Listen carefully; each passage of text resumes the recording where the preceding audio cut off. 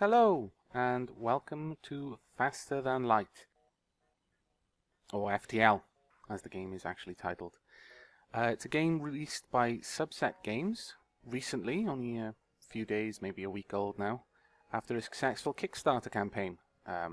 One of the first successful game projects, I believe, though one of many now. And this is a sci-fi roguelike, or roguelike light, I guess you could say. There's a bit of debate on various forums as to whether this qualifies as a roguelike, but I feel it shares quite a lot of roguelike qualities. Chief among them, permanent death, and procedurally generated campaign.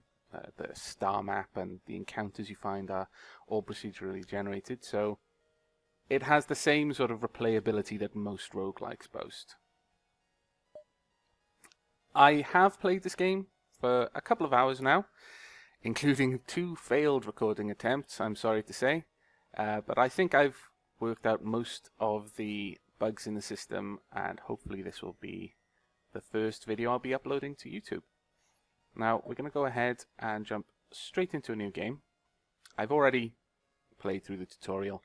I've removed quite a lot of the achievements that I've unlocked. Currently I haven't unlocked any. I've got 2 test games where I only made it as far through the first system before coming out of it to check the recording. So there are a few stats for various crew members, but nothing that anyone will miss. Now, I'm going to try to go over things as I encounter them, the various game mechanics, but I'm not going to go into depth on things that I'm not actually using at the time. The screen we've got here is the Federation hangar. This is where you'll have all of your ships. Eventually there'll be quite a few. As you can see, you can unlock a couple of extra ones. Right now we only have access to the Kestrel cruiser. And this is the layout. These rooms and doors, these are static. You can have separate layouts, but you have to unlock them. I've not unlocked any myself, so I don't know what the Kestrel's alternate layout looks like. We have various subsystems. These icons in the room show that it's home to a subsystem. The empty rooms can have subsystems installed in them during gameplay, if you can manage to find someone who's willing to do that or purchase one. These represent the various subsystems. This is weapons control, and you can notice on the right there are pips that you can upgrade to using scrap in-game, and these will improve the systems themselves. But I'll quickly go over the icons just so you know what they are. This is the weapons control, as I said. This is the engines.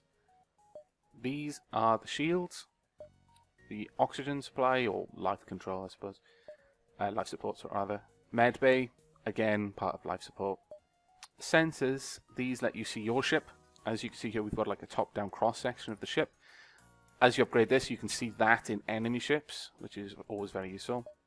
The door system, this allows us to remotely open and close doors, which comes into play when there are fires or invaders on the ship. And finally the helm, the piloting system. Down here on the bottom right, we have the crew. We'll start up with 3 crew. And here in the middle, at the top of the middle, well, the top of the bottom middle, we have the weapon systems that we'll start off with. We'll have an Artemis missile launcher and a burst laser Mark II. Below that, the drone systems. We don't have any with the Kestrel as standard. And on the bottom right, we have the augmentations. Now, first of all, I'm going to rename the ship. And as I said, I have played through a few times, so I've already decided on a name. I wanted to go with the EFZ Indefatigable after various ships in history. Unfortunately, there's not enough room for that, so I decided to cheat and call it the EFZ Diflin, which is the Welsh word for indefatigable, which is a lot shorter and easier to spell, so everyone's happy. There we go. And down here with the crew. Of course, I'm going to be in the crew. Aavak. Accept that. And next we'll have Psych 360. Accept that. And finally, we'll have Extra. And there we go.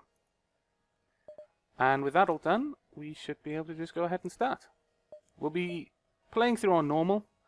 I have tried out easy, and it's significantly easier than normal. Though, having said that, I still haven't managed to defeat the game, even on easy yet. Though I have tended to get to the end boss. So, we'll see how I go on normal, but in my test runs, I've not done so well. So it may be interesting. But here we are. The data you carry is vital to the remaining Federation fleet. You'll need supplies for the journey, so make sure to explore each sector before moving on to the next. But get to the exit before the pursuing rebel fleet can catch up. Tip: oxygen. If a ship's room color changes from tan to red, la la la la. Basically explaining that if you run out of oxygen, people will die if they're in that room. Kind of obvious, really. Now, before we go on, I'll just cover the interface. Down on the bottom right here, we have the controls for closing all of the doors on the ship, or opening them all. That would be quite drastic. We have the health of the door, automated door subsystem, the sensor system, and the piloting.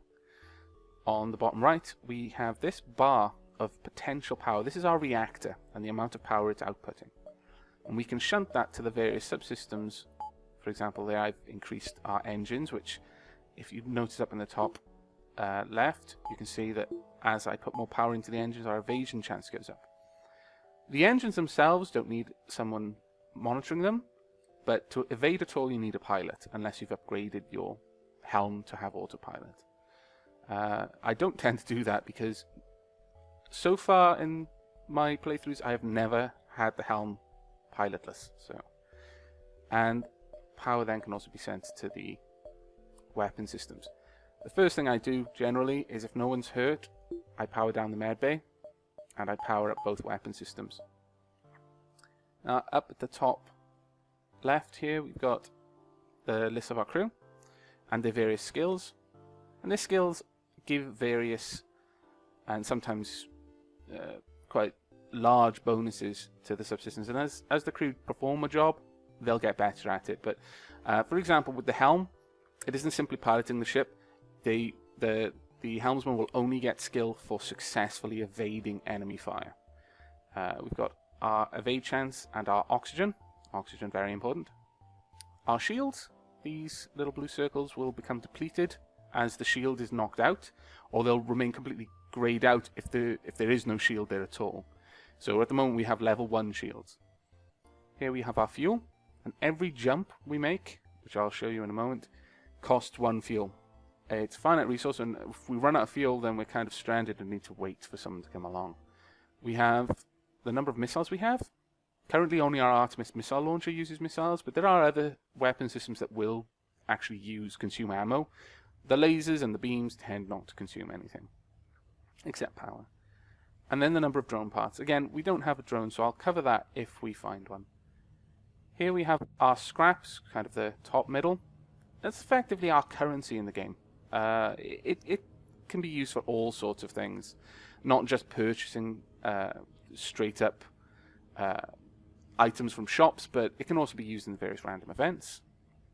The very top left, very corner, we have our hull. Now this is our hit points. Much like any other game, once they hit 0, our ship breaks up.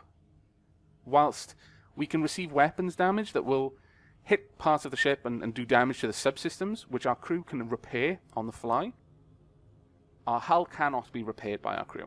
The only place to repair that is in a space dock or a random event, and they typically cost scrap to repair. So that's one of the big uses of scrap, is to keep our hull in tip-top shape. And then at the top middle we have our faster than light jump drive, which we can click here and see the beacon map. The objective here is to get to the exit point in each system and jump to the next system along the next sector. I believe these represent solar systems because there's typically one star hidden amongst all of these beacons, but I'm not really sure if that's canon or not. It's just the impression I get. We won't be making a jump just yet.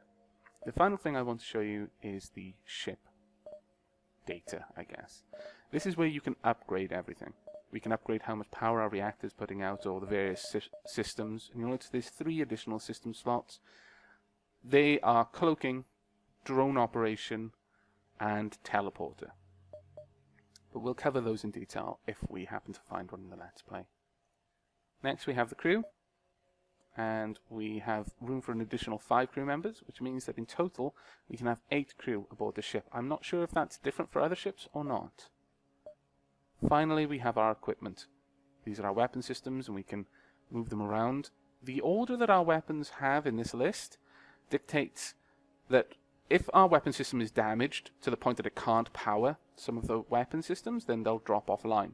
But the order they have in this list gives them precedence in coming back online once there's available power. So by putting the burst laser first, it will tend to get power before the Artemis missile system will.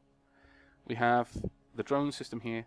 Cargo, we can hold up to 4 miscellaneous items, perhaps weapon systems or what have you, that we can sell later on or install when we get a chance. And then augments. These are typically things like long-range sensors or enhanced shield boosting. So with that all said, let's begin our journey. Now, we've got to get to this exit node here, but I'm going to go ahead and work my way down along the bottom because it looks like there may be more systems to visit that way. You can't see the Rebel fleet at the moment, but as we progress, you'll start to notice them making progress through the system in a giant wave, just conquering every beacon that they pass. We have to stay ahead of that wave. Now, our first event, an especially well-armed pirate ship approaches you. Hand over one of your crew members, and the rest of you can go free, unharmed. We have 2 choices: draw straws and send a crew member over to the slavers, or we will never surrender one of our crew to the slavers, which obviously is the one we're going for. So we're into our fight.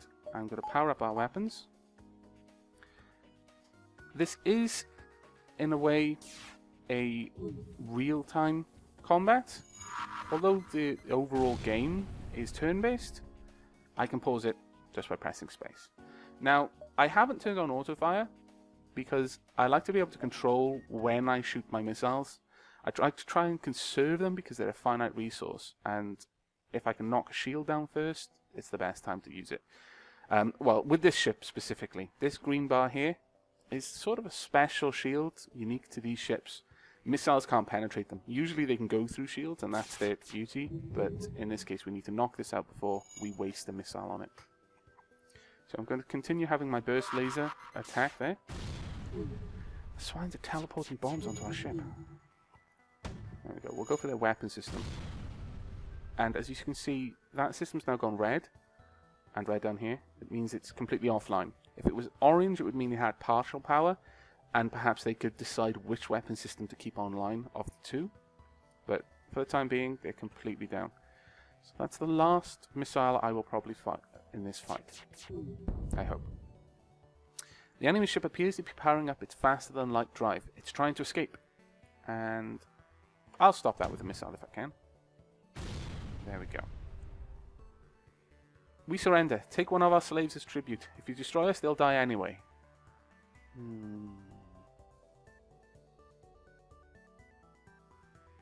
Okay, I accept. Naturally, we'll free the slave and they'll probably be quite happy. We'll just have a quick check of who we've got. We've got Zinzin. The Mantis, which is a Mantis. The Mantis' disregard for individual lives led to their evolution as a vicious warrior race. They do double damage in combat. They move 1.2 times faster. And they repair half as well as anyone else. But that means that very early on, we now have enough crew to man all of our manable stations. Notice that by having Jinjin in the engine room, we've gone up to 20% invade instead of 15%, so that's excellent. And we'll leave these slavers to go on their merry way, and probably force all their slaves to repair their systems. Sorry guys. Okay. We discover a nearby planet speckled with settlements, although none respond to your hails. Primitive world, I suppose. Either that or they're afraid. They look up at the sky and think we're gods. Not that we're not, but we'll move on anyway. Leave them to their fires and dancing. Okay, there's a ship with pirate markings orbiting the nearby planet. You receive his hail. Anything is possible for the right price. Now we've got two grayed out events here, which we could choose if we had enough scrap. They would be hire the mercenary to delay the rebels. I've never done this before, and I'm not sure if it would mean that the rebels would just be slowed down for a few turns, or for the entire time that I'm in this sector, or for the entire game. Of the three, I'm fancying it would probably be the time that I'm in this sector. The second one is to hire the mercenary to scout the sector, so we'd get information on where things were, so we could pick our path more with more informed choices. The third is to fight the ship, or the fourth is we have no need of his services. I think we're going to fight him, because we want to tear his ship apart for the precious scrap. Mercenaries are worse than rebels. The only honourable course is to engage the mercenary in battle. Not sure I agree with that. Honestly, I'm just doing it so I can steal his ship. So, I guess that makes me a pirate. Yeah, I'm not going to think about that too hard. Gonna go for his shields. Okay, we've lost our piloting. The helm was badly damaged there. So I'm going to send Psyche in to help Aavak repair the system, because it's very important we get that online. I'm going to launch a missile to try and take out their weapon system. Oh. Nope. Denied. Now, you may have noticed that even though I hadn't attacked their ship, well, after the first volley, they still had one shield. The shield was online, but it went down just before I fired the missile. That implies that there may be a fire. That our lasers caused a fire in the shield room, and the fire caused additional damage after the fact. Now, their weapon systems are offline. Ah, yeah, there we are. It's gone even worse, so there's definitely a fire in there. I think I'm going to go for their oxygen supply. They're trying to power up their faster-than-light drives to escape. We'll risk it and just see if we can power up our laser before they can jump. Maybe a bit silly, but we'll give it a try. There we go. The ship explodes, leaving behind a substantial collection of useful scrap material. 3 fuel, that's excellent, 1 drone part, and 13 scrap. Again, we don't have any drones yet to use those, so it's not that much. Right, here is the rebel fleet. We can't actually see the fleet yet. They'll be somewhere down here. But this warning section, this is showing us that when we jump, where the fleet will have advanced to. So in this instance, this particular planet here will be under rebel control by the time that we land from our next jump. So if we were happening to jump towards that planet, even though it's not controlled now, by the time we landed it would be. So we'd have to fight the rebels. And generally speaking, the rebel wave will consist of ships that are more powerful than we would otherwise encounter at this early on in the game. In any particular sector, there'll be like, I guess you could say, a level ahead of the other ships that you would normally encounter. So we've got to try and keep ahead of them if we can. We'll jump to this sector. Oh, I made a bad choice. We've jumped into an asteroid field. The problem with asteroid fields is simply roaming asteroids. They'll hit your shields, and if you haven't got shields, they'll hit your ship. They'll do lots of damage. And in this case, we've also got a rebel automated scout, which is here. Thankfully, the asteroids will do damage to the scout as well, so it's an equalizer, but it is quite annoying. As you can see there, it's already knocked out our shields. If I had the better shields in this situation, it would give me an advantage. We're going to have to try and knock out his shields. There we are. By knocking out his shields, we've also made the asteroids far more dangerous for him. We'll just see if we can take out his weapons as well. Oh, damn. Oh, damn. He's taking out our oxygen. Right, we'll pull everyone back to fix the oxygen and leave Xinjin fixing the engines. Right, he's down. Right, 2 fuel, 1 drone part, 15 scrap. That's really good. We're getting more fuel out than we're spending at the moment. So we'll move on. At the moment, we're probably safe. I don't think the asteroids will hit us more frequently than our shields can come back up, so just make sure everything's repaired before we move on. And I could upgrade something in the ship. Oh, actually, no, I can't, because we're in a dangerous situation. It won't let me. It's as if we're still in combat. But We do have enough now that I could upgrade some of the systems on the ship, but I'm going to hold on to them in case we encounter a shop on our way to the exit. I could go up here to try and be thorough. I probably would still have enough time, but it would depend on whether I could jump to these beacons or not from this one. If not, I might have to jump back into a rebel area. No, we'll play it safe. Well, hopefully. I mean, I could have just jumped into a sun, so it wasn't really that much safer. A strange vessel approaches. A digital message appears on your view screen. This is an automated merchant. Refill this vessel with fuel, and it will supply you with drones. We could pay 2 fuel for 3 drone parts. Again, we're not using drones right now, so it's not a very good offer. We'll move on.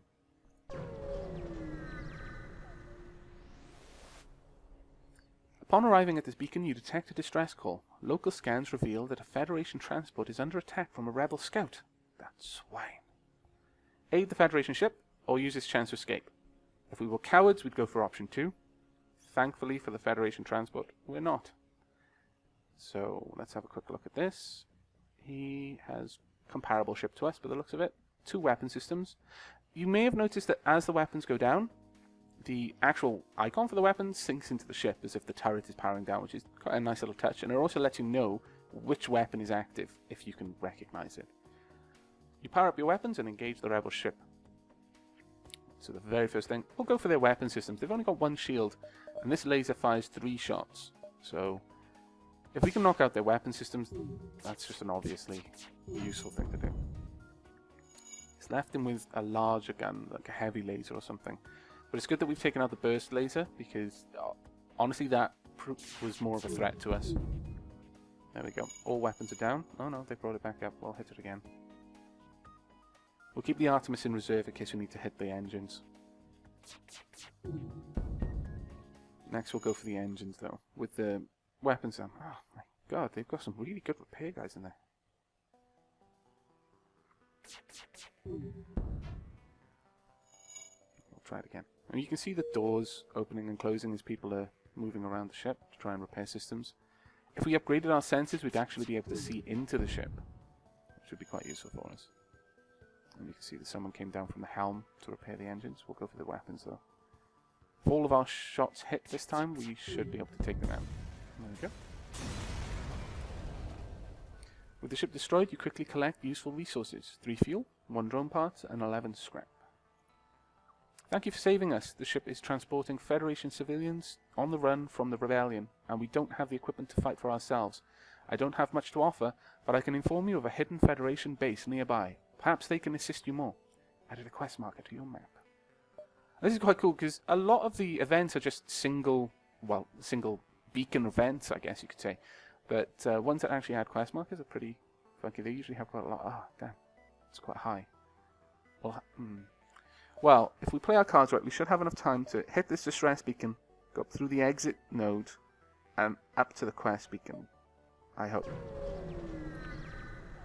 We should be able to do that all without the rebel catching up. You locate the source of the distress call, a nearby human mining colony. An unknown disease has spread virulently among workers. They are trying to set up a quarantine to mitigate the spread of the disease, but lack any enforcement, and a riot seems likely. We can send in our crew to help control the crowds, or ignore their request and move on. We're on a very important mission, and the rebels are right behind us. I would like to help them, because at the end of the day, you know, we could help stop a rebellion, which would probably kill lots of people, but the chance of becoming infected or getting embroiled in some sort of protracted ground combat, no, I'm afraid we're going to have to leave them to their own devices. Sorry. Unfortunately, your mission is too important and you're not willing to risk your crew. You're prepared to move on. Indeed. Right. You may notice that these beacons have got a little blue outline around them. This means that they're nebula. And as we can see, the tip here, the nebula here will make fleet pursuit slower, but will disrupt your sensors. So we won't have the full functioning of our sensors. In fact, it'll be as if we have no sensors at all. So we won't even be able to see within our ship, except for the rooms that we have crew in. But the rebel fleet, if we notice how far they pursue each turn, this will probably be diminished quite a lot by being in this nebula. This long-range beacon is almost hidden within the nebula. When your FTL drive is charged, you can jump to the next sector. If we hover over these little icons that appear up now and then in special areas, you'll get a little rundown of what's actually happening. But as you can see, their pursuit range has dropped significantly now. We're going to go ahead and jump into the quest location and hopefully find something interesting. You arrive in the sector to see a small outpost being bombarded by an automated drone. This must be the Federation base that you were told about. Okay, that's obvious what we need to do here. That is an ion gun, and that looks like a heat ray. The ion gun will disable any system it hits, and the heat ray will do a lot of damage. Though, having said that, that was more of a... I'll just pause this a second. It doesn't tell me anything about the drone, but that may have just been some sort of regular beam weapon, because it didn't set fire, but it did do a lot of damage to my hull. I'm going to try and take out this drone control, actually. Get this little guy shut down. Psych back on shields, extra back on weapons. There we go. Drones deactive now. There's a lot of different types of drones. You can have drones that attack the enemies, drones that defend your ship and shoot down missiles and things like that. Oh man, he dodged them all. Extra, you suck. And their weapons are coming back on, so we'll switch our target. The other types of drones you can have are boarding drones, which you send to the enemy ship. Repair drones or defense drones that primarily work within your ship. And we get 1 fuel, 1 drone part, and 9 scrap. You contact the station once the rebel ship is destroyed. The lone survivor responds, "This base is no longer safe. Let me join your crew, and we'll have the station drones patch up your ship." Excellent. 1 fuel, 1 missile, 19 scrap, because if I'm not mistaken, we were dropping into the yellow sort of 2/3 of our health there, so that's brilliant. And a new crew member, a Mantis. I'm quite surprised that there were Mantis in the Federation, but okay. Maxim. We don't actually have any more consoles for Maxim to work on, so he will be our Marine. He will stand around and kill people who jump onto our ship.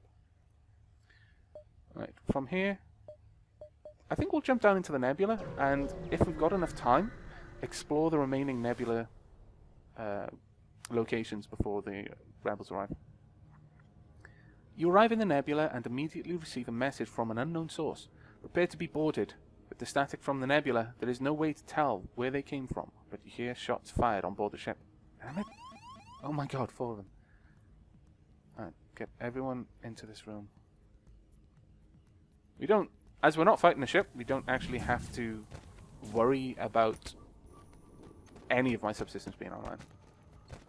So we're free to just throw everyone into the fight. Maxim's taking a bit of a pound in there. Right, okay.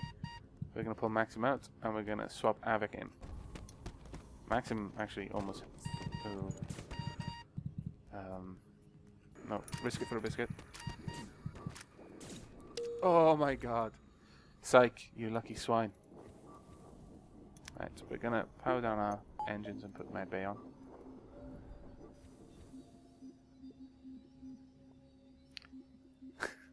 Aavak just shows up at the end of the battle. Full health, leaving it. Like, yeah, what's up, guys? You bastard. Coward. Wait, that's me. Never mind. Maxim can go here. Zinzin can go there. Psych back on shields. And we'll wait for Extro to heal up before we move on.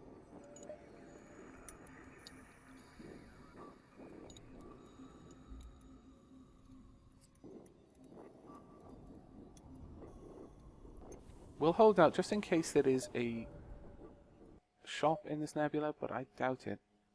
I'll jump down here first. But before we leave this area, we will upgrade our ship if we haven't found a shop. It's hard to see why, but this beacon is apparently a tourist destination. One of the ships at the small station is offering a deal. We can trade 2 missiles for 3 drone parts. No. The other way around, I would have jumped at the chance, but no. I'm thinking even in Nebula, if I hit this egg, if I go to this beacon first, the exit beacon will be under rebel control by the time I get there. So I'm just going to leave it behind and go for the exit jump. But as I said, we'll upgrade our systems first. One of the very first things I like to upgrade is the sensors. Obviously in a nebula it's not going to make much difference, but outside of them it can be really, really useful to see where the crew are moving around and whether there are fires or breaches, because I can concentrate my fire on areas that aren't already going to burn themselves out anyway. Got another 50. We could upgrade our shields. You see, we need 2 bars for every 1 layer of shielding, but we wouldn't have enough power then to put into the reactor to get anything out of it. So I think instead I'm going to put 15 points into the engines and 20 points into my reactor, and then power up the engines. Take that bay off again. And then we have a 25% chance to evade, which is quite nice. Now, as you can see here, because we're at the exit node, we can jump to the next sector. So let's go ahead. Right, this is the sector map, I guess. Our goal is this zone here, but along the way we have to make some choices. You can notice from each sector we've pretty much got 2 choices no matter which sector we go to.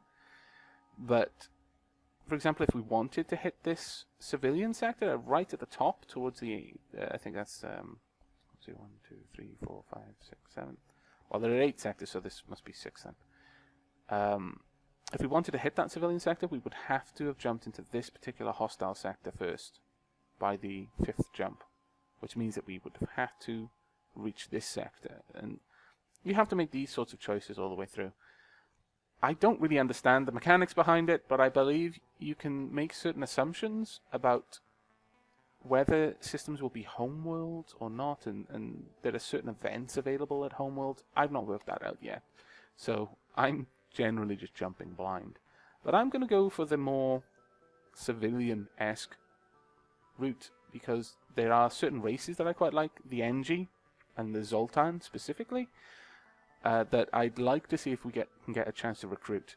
And well, I think we might have a higher chance of finding someone from those races in their respective sectors. So we'll go for the lower route, which at the moment is just an enchanted nebula regardless. And the gas that makes up the nebula in this sector threatens to impair your systems, but you have to press on. And with that, I think this makes it a good spot to end this video. I'll quickly make sure that everything is working, and hopefully this isn't failed recording number 3. And if not, then it will end up on YouTube, and I'll record another few videos after that, and we'll just see how the EFZ Diflin makes its way through space, whether it's successful or not. See you later.